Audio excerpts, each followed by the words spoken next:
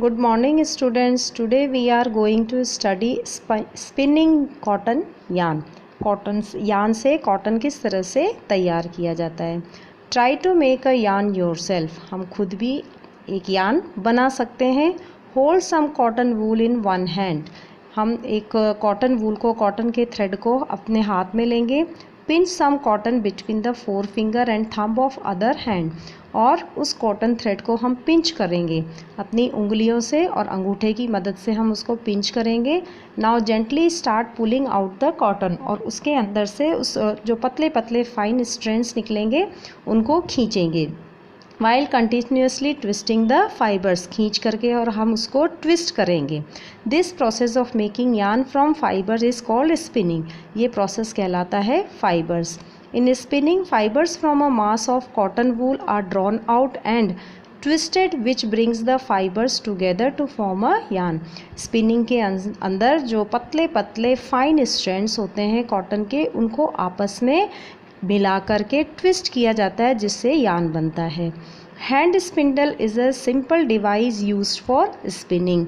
Spinning के लिए hand spindle नाम का एक डिवाइस यूज़ किया जाता है. ये पिक्चर के अंदर आप फोटो दिख रही है आपको. एक नीडल लाइक, एक बिल्कुल एक नीडल के जैसा होता है. It is also known as takli. इसको टकली भी बोला जाता है. Charkha is another hand operated device use for spinning. इसके अलावा चरखा, आप लोग सब लोग फेमिलियर है चरखे से. Mahatma Gandhi popularize the use of charkha as part of independence movement. Mahatma Gandhi ने जो स्वतंत्रता का आंदोलन था उसमें इसको बहुत पॉपुलर किया था. तो दो डिवाइस होते हैं स्पिनिंग के लिए, एक चरखा और दूसरा हैंड स्पिंडल या टकली. He encourage people to wear khadi. Gandhi ji ने लोगों को खादी पहनने के लिए प्रोत्साहित किया था. और खादी क्या होता है? The cloth made of homespun yarn and spun. किससे तैयार किया जाता है? शन और यार्न से तैयार किया जाता है. और ये कहाँ तैयार किया जाता था उस समय? ब्रिटेन में. The government of India constituted a body called khadi and village industry commission in 1956 to popularize and promote khadi. Bharat सरकार ने 1956 में खादी को प्रमोट करने के लिए उन्होंने एक विलेज इंडस्ट्री कमीशन की स्थापना की. Spinning machines are used for spinning of yarn on a large scale. Spinning machine से यार्न की स्पिनिंग बहुत बड़ी मात्रा में की जाती है. After which they are used for making fabrics. और उसके बाद उससे फैब्रिक तैयार किया जाता है. Now yarn to fabric. Yarn से फैब्रिक किस तरह से तैयार किया जाता है? Fabrics can be made from yarn by using various methods. Fabrics बनाने के अलग अलग तरीके होते हैं. Two main methods used are weaving and knitting. दो मेन तरीके होते हैं, वीविंग और knitting. Now first we study weaving. The process of arranging two sets of yarn together to make a fabric is called weaving. Two sets, दो धागों से आपको आपस में अरेंज करके वीव किया जाता है. जैसे कि आपको इस पिक्चर के अंदर दिखाई दे रहा है. एक तो इस तरह से लंबाई में रखते हैं और इस तरह से एक लैटिट्यूड में रखते हैं, एक लॉन्गिट्यूड और एक लैटिट्यूड. जिस तरह से चटाई बुनी जाती है बिल्कुल उसी तरह से इसको बुन करके तैयार किया जाता है. Cut. Take two sheet of paper of different colours. दो कलर के, अलग अलग कलर के हम शीट ऑफ पेपर लेंगे. Cut square pieces of length and width equal to 20 centimetre from each sheet. दोनों शीट का जो दोनों शीट है वो उनकी जो लेंथ और विड्थ है बिल्कुल इक्वल होनी चाहिए. Now fold both the sheets into half. अब उनको हाफ में फोल्ड कर देंगे हम. Draw the lines on one sheet as shown. और उनके ऊपर हम इस तरह से लाइनिंग्स ड्रॉ करेंगे. Then unfold. और उसके बाद इन लाइन्स को हम पतली पतली स्ट्रिप्स में कट कर लेंगे. Weave the strips one by one through the cut in the sheet of the paper. और उन स्ट्रिप्स को इस तरह से हम उसके अंदर वीव करना शुरू करेंगे. The resulting pattern after weaving all the strips. जब बनकर के ये तैयार होगा तो किस तरह से दिखाई देगा? बिल्कुल एक मैच की तरह या चटाई की तरह. Just as two sheet of paper were woven in the same manner two sets of yarn are woven to make a fabric.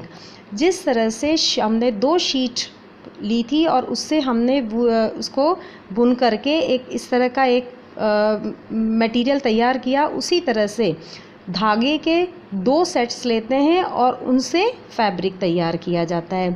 और ये कहाँ पर होता है? लूम्स में। Looms are used for weaving of fabrics.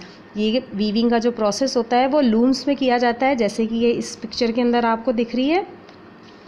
The looms are either hand operated or power operated. अब ये जो लूम्स होते हैं वो हाथों से भी चलते हैं और बिजली से भी चलते हैं। सेकेंड मेथड है knitting. You must have one a handmade sweater made by your grand mother और नानी। आपने नानी और दादी के हाथ का बुना हुआ स्वेटर पहना होगा। But have you ever notice how sweaters are knitted?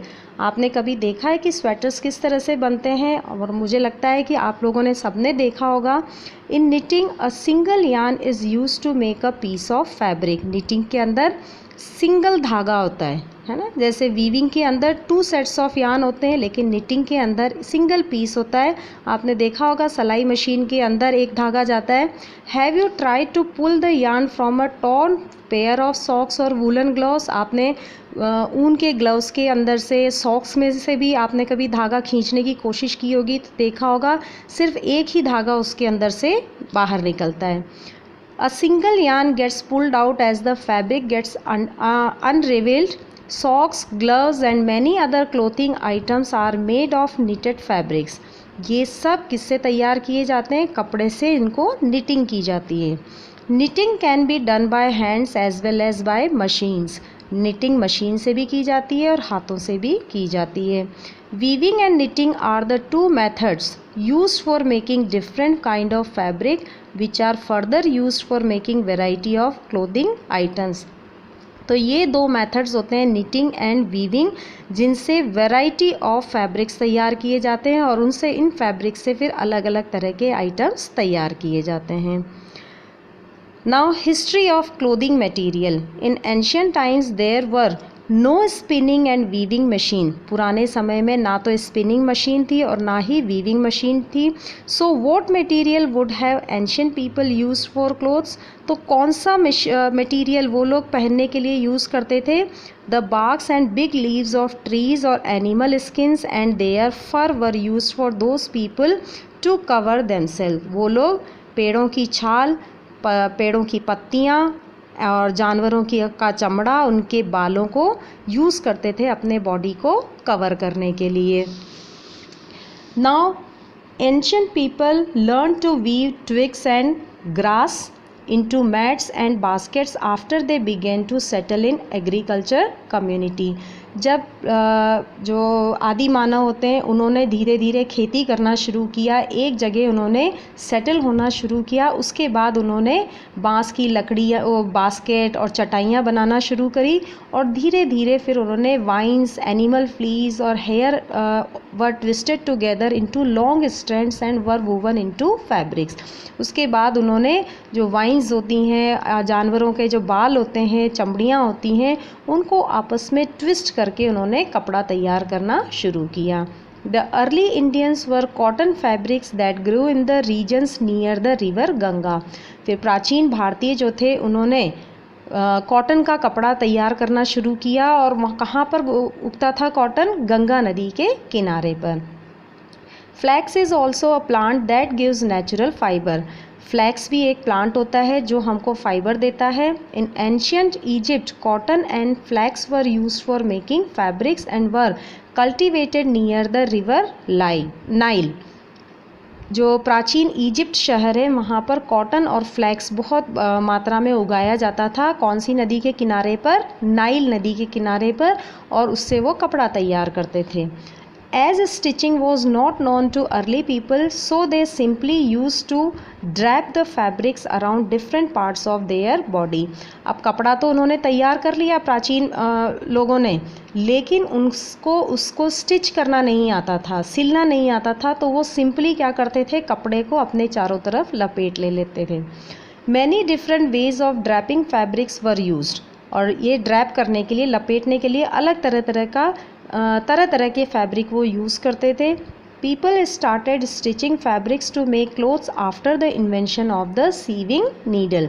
अब ये सिलाई कब शुरू हुई? जब सीविंग नीडल, सुई का आविष्कार हुआ, उसके बाद लोगों ने कपड़ों को सिलना शुरू किया। Since this invention stitch clothes have gone through many variation. उसके बाद फिर धीरे धीरे अलग अलग तरह से सिलाई होना शुरू हुई। But isn't it amazing that even today sari, dhoti, lungi और turban are used as an unstitched piece of fabric. लेकिन आज भी अब सुई के आविष्कार के बाद मशीनें आ गई, इतने अलग अलग तरह के कपड़े तैयार किए जाते हैं, लेकिन आज भी साड़ी, धोती, लुंगी और पगड़ी जिसको जो अनस्टिच्ड होते हैं, बिना सिले ही उनको पहना जाता है। Just as there is a large variety and diversity in the food preferences all over our country, similarly a large variety in fabrics and clothing items also exist. जिस तरह से भारत देश में अलग अलग तरह का फूड, वैरायटी ऑफ फूड पाया जाता है, उसी तरह से हमारे यहाँ पर कपड़ा, फैब्रिक, अलग वैरायटी ऑफ फैब्रिक्स प्रेजेंट हैं और क्लोथिंग आइटम्स, अलग अलग तरह के कपड़े हमारे यहाँ पर एग्जिस्ट हैं। ठीक है, that's all in this chapter.